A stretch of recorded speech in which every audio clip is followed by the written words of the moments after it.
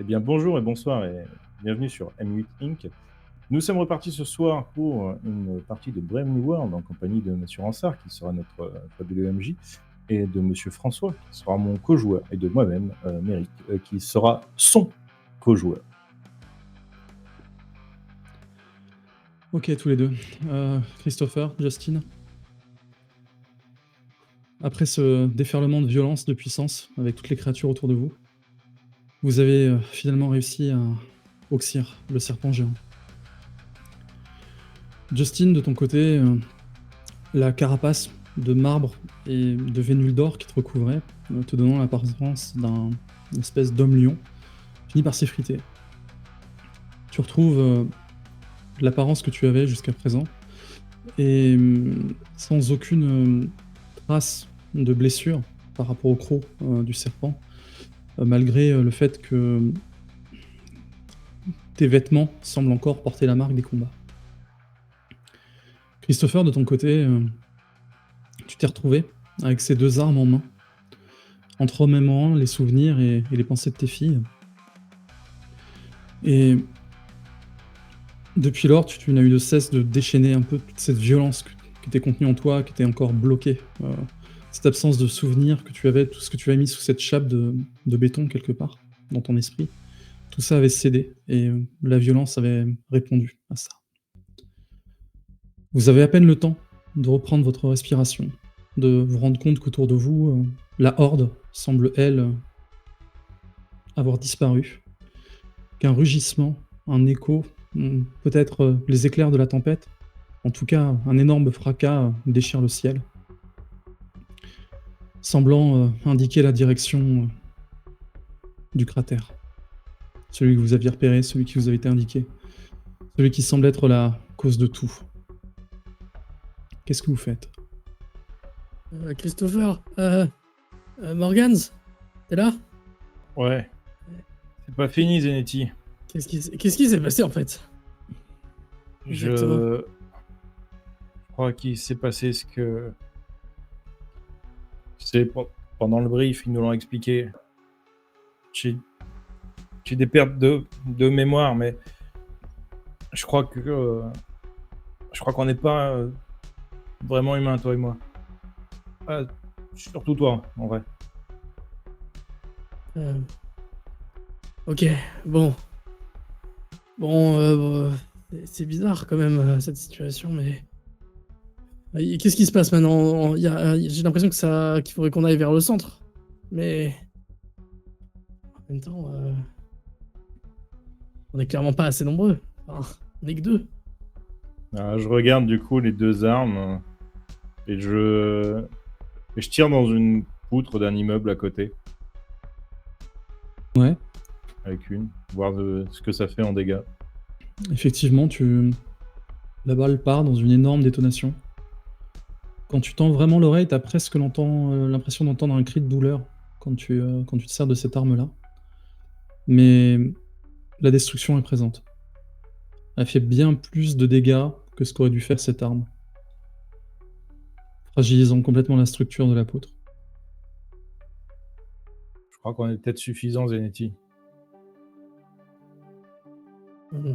Ok.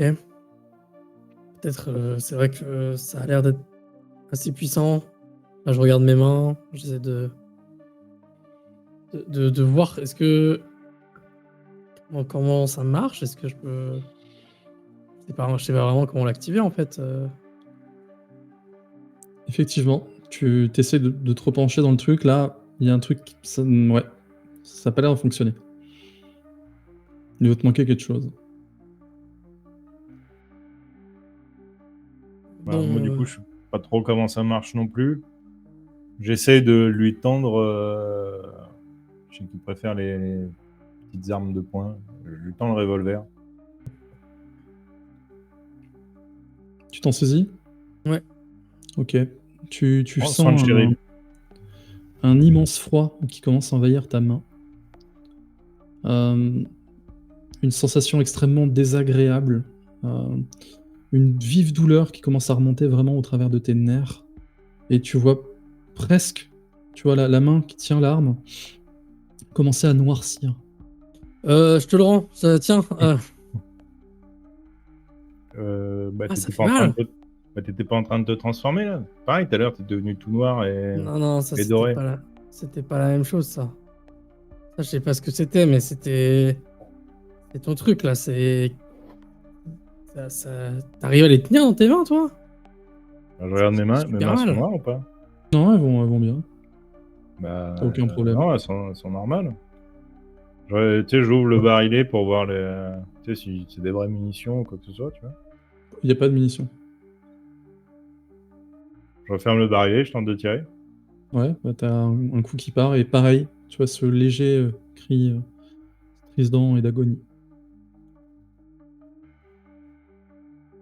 Ça me vrille un peu la tête. Euh, Delphine. Delphine. Delphine, pour une fois, tu peux écouter ton deuxième micro, s'il te plaît? Non, pas de réponse, a priori. Ça a l'air. Hmm. Peut-être qu'on est juste trop isolé, ou je sais pas, il y a peut-être quelque chose qui s'est passé. Ouais, j'ai peur que la vendeuse, la caissière ne soit pas qu'une caissière. J'ai peur qu'il en soit arrivé quelque chose de inutile. Mais après, ils ont le patron avec eux, normalement. Ils savent se défendre, non? Enfin, c'est des grands. On peut pas être toujours là pour les protéger, hein. On est d'accord qu'ils sont avec le directeur de Prométhée, hein. Ils sont pas tout seuls, là. Ils sont pas tout seuls. Ok. Bon, j'en prends la responsabilité, Zenity. Essayons de trouver ce qui se cache derrière tout ça. Bon, j'espère que j'arriverai moi à trouver comment ça marche mon truc là, parce que c'est pratique, mais Hmm. Hmm. Je serre bien la casquette sur ma tête comme ça. Ouais. Et je lance. Effectivement, t'as un petit sentiment quand même de réconfort quand tu tiens ta casquette. Et vous commencez à parcourir le reste de la ville en direction en fait, de la sortie vers un secteur bien plus industriel, cet ancien secteur minier laissé à l'abandon. La tempête se fait de plus en plus intense. Vous finissez par voir carrément des statues de glace avec vraiment des stalactites en fait, ou des éléments qui semblent vous indiquer que en fait ils ont tous presque gelé sur place dans une sorte de grande explosion. Ils n'ont eu aucune chance. Tout semble indiquer la même direction, le centre du cratère. Vous avancez de plus en plus et vous finissez par apercevoir un immense dôme de glace frappé par des éclairs de façon presque régulière. Et comme en écho à ça, tout l'intérieur qui semble luire d'une lueur étrange, presque comme un battement, une pulsation cardiaque, quelque chose comme ça. Comme si la structure elle-même était vivante. Au milieu de toute cette tempête, de tout ce bruit, de ce vent glacial qui parcourt vos corps, vous avez l'impression d'entendre le vent chanter, ou peut-être que c'est le dôme lui-même qui semble entamer quelques litanies.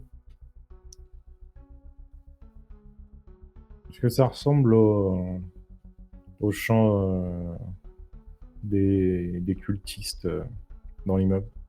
Tout à fait. C'est le même genre de chant.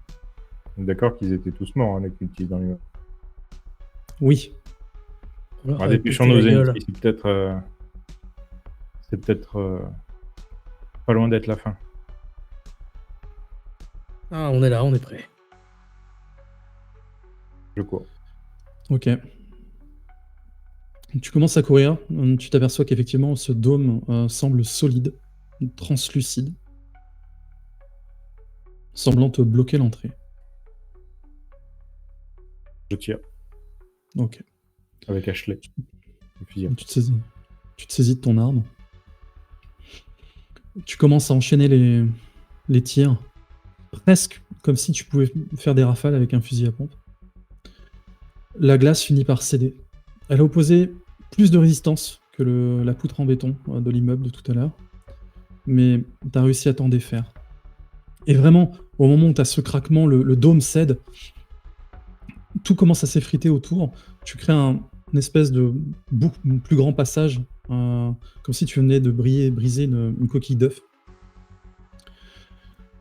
Et vous donnant l'entrée dans cette ancienne carrière, mine, une 50aine de mètres plus bas. Vous avez l'impression d'être effectivement maintenant dans une grande pièce intérieure. Au milieu de tout ça, au centre, en bas, sur ce qui semble être une grande patinoire, quelque chose comme ça, comme si tout avait gelé autour, vous y voyez un œuf, une sorte d'énorme objet, minéral peut-être, qui vous rappelle quelque part l'obélisque que vous aviez déjà vu la dernière fois. Et juste devant, et résonnant partout au travers du dôme, vous entendez ces chants.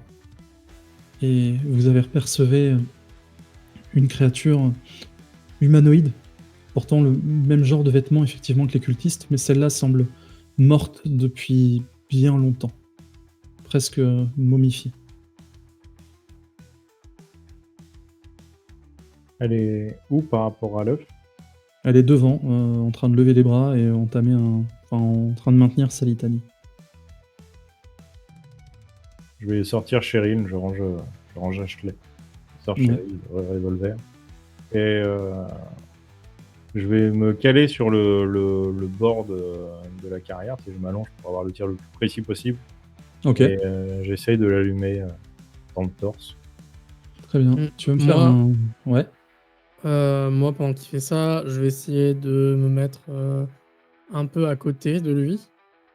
Et l'idée, c'est plus de le couvrir si on se fait attaquer. En gros, s'il y a des gens qui arrivent, que je sois sur leur chemin, quoi. Très bien. Tu arrives à sans problème trouver où te placer. Presque instinctivement. Tu arrives à déduire, en fait, de façon analytique, l'environnement, l'ensemble des chemins que les gens pourraient emprunter. Et tu ressens presque le lieu plus que tu ne le vois.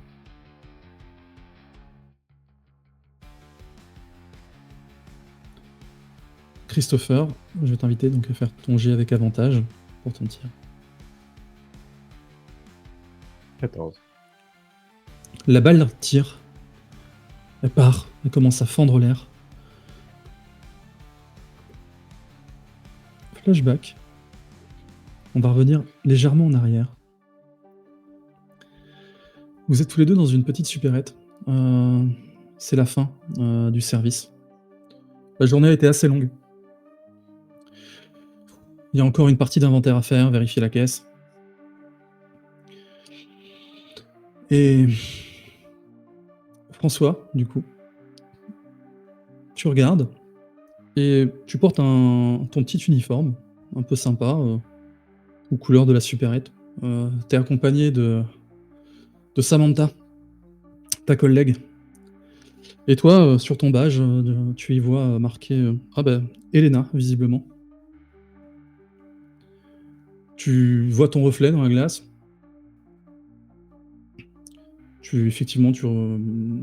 C'est la Elena que tu connais, mais un peu plus petite et semblant, elle, par contre, vivante en termes de chaleur corporelle, de teint et autres.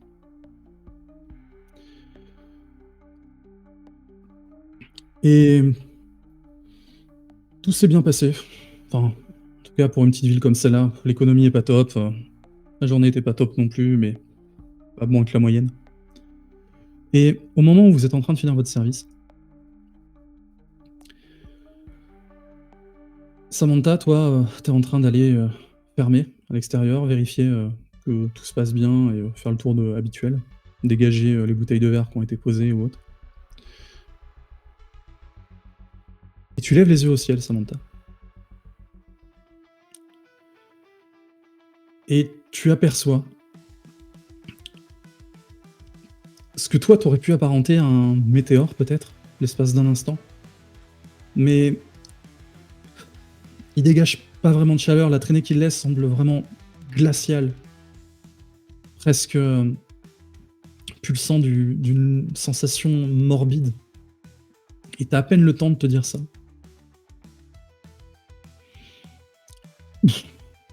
Tu es soufflé.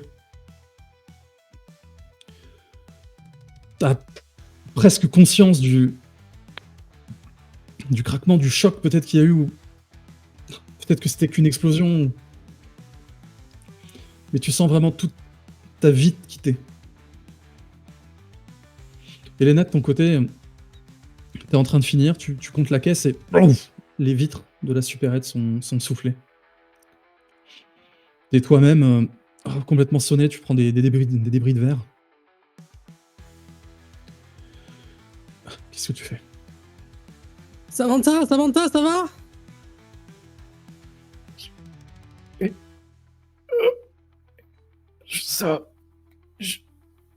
J'arrive pas à parler. Je tends juste la main vers toi. J'essaie Effectivement. de sortir vas-y. les dés. Ok. Tu la vois, elle est au sol, effectivement, elle a... Ses jambes sont brisées. T'as l'impression qu'elle a été percutée par peut-être un morceau de poteau, quelque chose comme ça. Et tu vois que ces blessures, il y a des sortes de cristaux de glace qui commencent à se former et à se répandre. Oh mon dieu, oh merde. Attends. J'essaie de trouver un téléphone, quelque chose, et j'appelle les secours. Ok. Tu prends un téléphone, t'as aucune tonalité. Oh merde. Bon, attends. Regarde s'il y a des gens dans la rue. Ouais, beaucoup d'agitation. Les gens... T'arrives pas à trouver quelqu'un qui, en fait, serait pas assez occupé, en fait, pour venir te voir. Pas encore de secours, en tout cas, à l'horizon. Et la Ok. seule chose qui s'apparente à une figure d'autorité a été écrasée par sa propre voiture. Ok, bah je vais transporter Samantha dans la supérette et je vais essayer de faire quelque chose sur ses jambes. Elle saigne, peut-être essayer d'arrêter les blessures. Essayer de Ok, voir bah, si genre reste avec moi. Je lui donne des petits coups au visage très brefs juste pour qu'elle ne s'évanouisse pas quoi. Ok. J'essaye d'attraper mon portable. Et si j'y arrive, j'appuie sur le bouton de contact et j'essaye d'appuyer sur une de ma mère qui est seule à la maison. Ok. Là, c'est pareil. Malheureusement, plus de réseau. Tu t'appuies machinalement, mécaniquement presque, comme si c'était juste du réflexe. Dans ce temps-là, Elena, t'es là, tu prends ce que tu peux dans la supérette en fait pour essayer de la soigner. Je vais t'inviter à faire un jet simple du coup.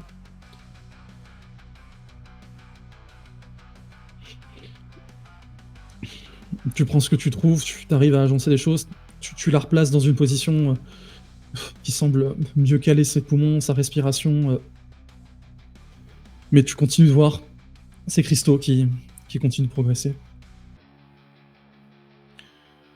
Et d'un coup, ouais. Je retiens tes mains quand tu essayes de faire quoi que ce soit au niveau de mes jambes ou tout ça. Je vois que je me sens partir et je te mets le téléphone dans la main. Non mais ça va, tu vas t'en sortir, arrête. Non, on va trouver une solution. Pourquoi il y a cette glace là? Qu'est-ce qui s'est passé? Là.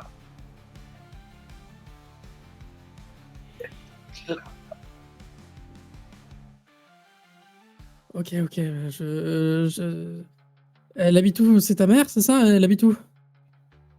Je te montre le contact sur le Ok, téléphone. je regarde. Ouais, oui, t'inquiète, j'irai la voir tout de suite. Après, je vais voir si elle va bien. Mais attends, on va pas te laisser comme ça, enfin... Et au moment où tu te dis ça, Super. Ouais, t'as une deuxième vague. Et là, tu sens vraiment une déflagration, mais elle prend pas une trajectoire naturelle. C'est comme si elle balayait vraiment par l'intérieur, passait au travers des murs, des bâtiments sans les détruire. Tu te sens projeté. Ta camarade au sol, pareil, elle va le dingue de l'autre côté de la supérette. Et finit par traverser un des rayons de frais où elle passe au travers du verre.